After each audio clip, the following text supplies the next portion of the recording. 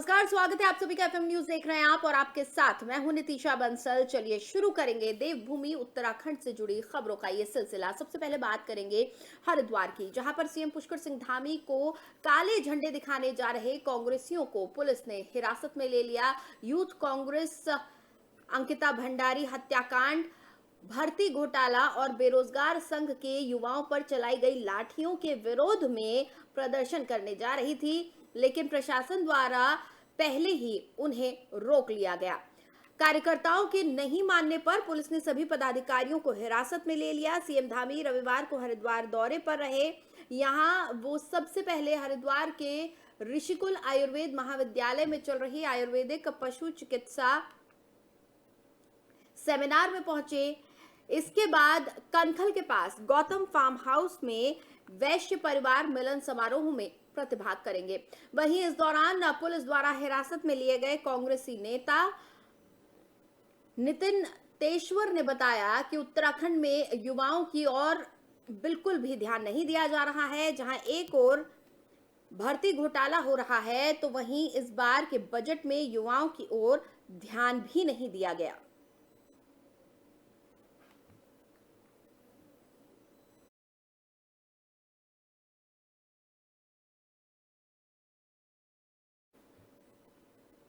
चलिए आगे बढ़ेंगे। कृषि आयोग के अध्यक्ष राकेश राजपूत ने जौनसार बाबर में उद्यान एवं कृषि योजनाओं का जायजा लिया। उन्होंने कहा कि जौनसार बाबर में बड़े मात्रा में लोग बागवानी की ओर बढ़ रहे हैं, जिससे पहाड़ों में पलायन रुकेगा और रोजगार भी मिलेगा। कहा कि प्रदेश में 10 लाख सेब के पौधे लगाए जाने का लक्ष्य रखा गया है, जिससे काश्तकारों को बागवानी में बड़ा लाभ मिलेगा। साथ ही उन्होंने ये भी कहा कि आने वाले समय में उत्तराखंड राज्य बागवानी में नंबर 1 प्रदेश कहलाया जाएगा। उन्होंने कहा कि बागवानी की ओर प्रदेश सरकार विशेष ध्यान दे रही है, जिससे बागवानों को लाभ मिलेगा। उन्होंने कहा किसानों को दलहन खाद्य अन्य सामग्री छोड़कर बागवानी की ओर ध्यान देना चाहिए, जिससे उन्हें हर साल मुनाफा मिलेगा। सोमवार को कृषि आयोग के अध्यक्ष ने महासू मंदिर हनौल के दर्शन करने के बाद हनौल स्थित छानी में रूटस्टॉक बाग का निरीक्षण किया। इस दौरान उन्होंने एक पौधा भी लगाया। उन्होंने कृषि अधिकारी को बागवानी करने वाले लोगों के सरकार द्वारा सब्सिडी में दिए जाने वाले यंत्रों को उपलब्ध कराने के निर्देश दिए। उन्होंने कहा कि अब किसान बागवानी की ओर लगातार बढ़ रहे हैं।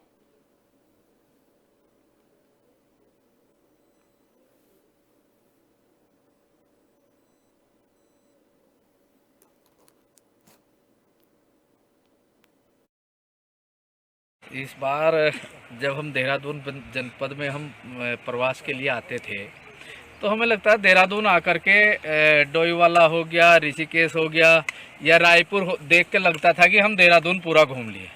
लेकिन इस बार हमने मन बनाया कि हम पूरे जनपद का दौरा करेंगे और देखते हैं कि हमारा उद्यान विभाग और हमारा कृषि विभाग अपने क्षेत्र में क्या काम कर रहा है। तो जो हमने सुना था कि इस बार बहुत बड़ी संख्या में हम एप्पल के पेड़ यहाँ लगाने वाले हैं, और इस बार हमने ये पाया भी कि वहाँ एप्पल लगा भी है बहुत बड़ी संख्या। पुराने बागीचे भी बहुत सारे हैं, और क्योंकि पूरा उत्तराखंड में इस बार 10 लाख पेड़ लगाने का लक्ष्य है एप्पल का, और वो मुझे लगता है कि अब हमारा पूरा होने वाला है। माननीय राज्यमंत्री जी का कहना बिल्कुल सत्य है, क्योंकि हम जो झंगोरा और वो जब बोते हैं, गेहूँ इतनी उत्पादन नहीं होता है। हम अपनी कृषि की फसलें भी देखते हैं, लेकिन जो हम आदमी का झुकाव कैश क्रॉप की तरफ होना चाहिए, तो इसलिए सब्जी पे ज़्यादा ध्यान दिया। टमाटर जैसे अब इस समय तो आपका चल ही रहा है, टमाटर भी चल रहा है, आपका सगिया मिर्च भी यहाँ चल रही है। तो मतलब उसको हॉर्टिकल्चर की तरफ ज़्यादा लोगों का झुकाव है, क्योंकि वो कैश क्रॉप है। साल में 2 बार 3 बार ये फसल आप उसको ले लेते हैं, तो इससे किसानों को बहुत लाभ है इस बार। और बीते महीनों में उत्तराखंड के चमोली डिस्ट्रिक्ट में मौजूद जोशीमठ जमीन धंसाव के कारण दुनिया भर में चर्चा का विषय बना। इसके बाद सुप्रीम कोर्ट ने भी इस पर टिप्पणी की। अब चारधाम यात्रा 2023 शुरू होने से पहले एक बार फिर टेंशन बढ़ गई है। चमोली जिले में जोशीमठ भू धंसाव की घटना के बाद अब उत्तराखंड के उत्तरकाशी जिले में भी भू धंसाव का मामला सामने आया है। भूधसाव की घटना आने के बाद लोगों में दहशत का माहौल बना हुआ है। जिला प्रशासन भी अलर्ट मोड पर आ गया है। उत्तरकाशी जिले के चिन्याली सौड़ में भूधसाव में आई तेजी ने शहरवासियों की नींदें उड़ाकर रख दी है। मालूम हो कि उत्तरकाशी जिले में ही गंगोत्री यमुनोत्री धाम स्थित है, जबकि जोशीमठ चमोली जिले में बद्रीनाथ धाम है। 4 धाम यात्रा सीजन में यूपी, एमपी, राजस्थान, गुजरात सहित देश के विभिन्न राज्यों से तीर्थयात्री धामों में दर्शन करने के लिए उत्तराखंड जाकर भगवान का आशीर्वाद प्राप्त करते हैं। आपको बता दें कि जोशीमठ के बाद अब उत्तरकाशी जिले के चिन्याली सौड़ में आई दरारों से बुजुर्गों, महिलाओं, पुरुषों से लेकर युवा सभी में दहशत का माहौल है। लोगों का कहना है कि हाइड्रो पावर प्रोजेक्ट्स के लिए टिहरी बांध की झील के कारण यहां नेशनल हाईवे, स्कूल, आवासीय भवन और सरकारी कार्यालयों में बड़ी बड़ी दरारें उभर आई हैं। कई स्थानों में आधा फीट तक जमीन नीचे की ओर धंसने लगी है।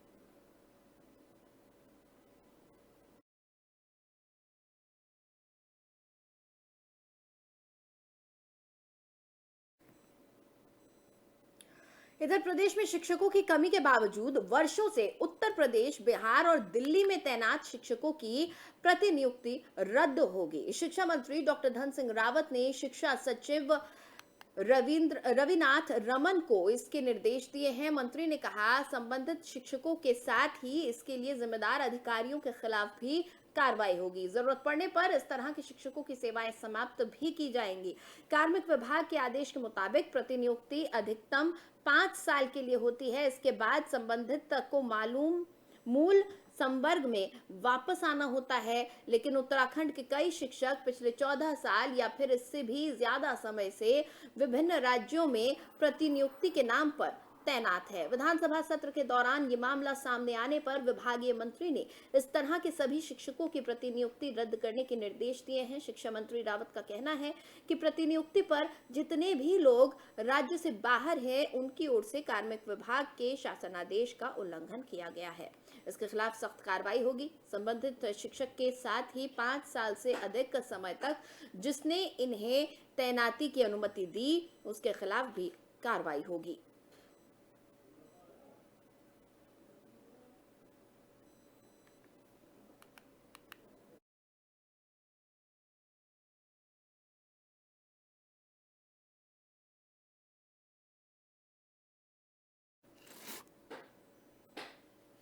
और H3N2 इन्फ्लुएंजा वायरस देश भर में तेजी से फैल रहा है और इसी क्रम में हरिद्वार में स्वास्थ्य विभाग इसको लेकर सतर्क हो गया है।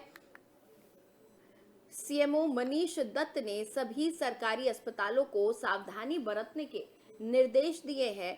जिले के सभी बड़े सरकारी अस्पतालों में आइसोलेशन वार्ड बना दिए गए हैं। वहीं मेला अस्पताल और रुड़की में एसजीएस अस्पताल में वायरस की जांच के लिए सैंपल भी लिए जा रहे हैं। हालांकि अभी तक जिले में कोई भी इन्फ्लुएंजा का एक्टिव केस नहीं मिला है। सीएमओ ने लोगों से अपील करते हुए कहा कि वो लक्षण दिखाई देने पर नजदीकी अस्पताल में जाकर डॉक्टर को जरूर दिखाएं। इस समय वायरल सीजन वैसे भी चल रहा है। जब भी मौसम चेंज होता है वायरल का सीजन आता ही है। अभी ये नया एक स्ट्रेन आया है स्वाइन फ्लू में H3N2 करके। इसमें सबसे पहले तो मैं ये कहना चाहूँगा कि आपको पैनिक होने की ज़रूरत नहीं है। जैसे नॉर्मल वायरल है वैसे ही है कि थोड़ा इसका इन्फेक्शननेस ज़्यादा है, ज़्यादा तेज़ी से फैलता है।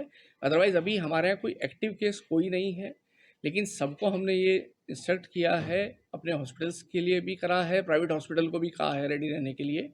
सबको जितनी गाइडलाइंस हैं वो दे दी गई हैं, एडवाइजरी कर दी है जारी कि अगर कोई इस तरह का मरीज आता है जो आपको लग रहा है सीरियस है, उसको तेज़ बुखार है, सांस में समस्या है, तब आप इसका फिजिशियन जब भी एडवाइस करेंगे तो उनका टेस्ट होना है और उन्हें आइसोलेशन में एडमिट करना है।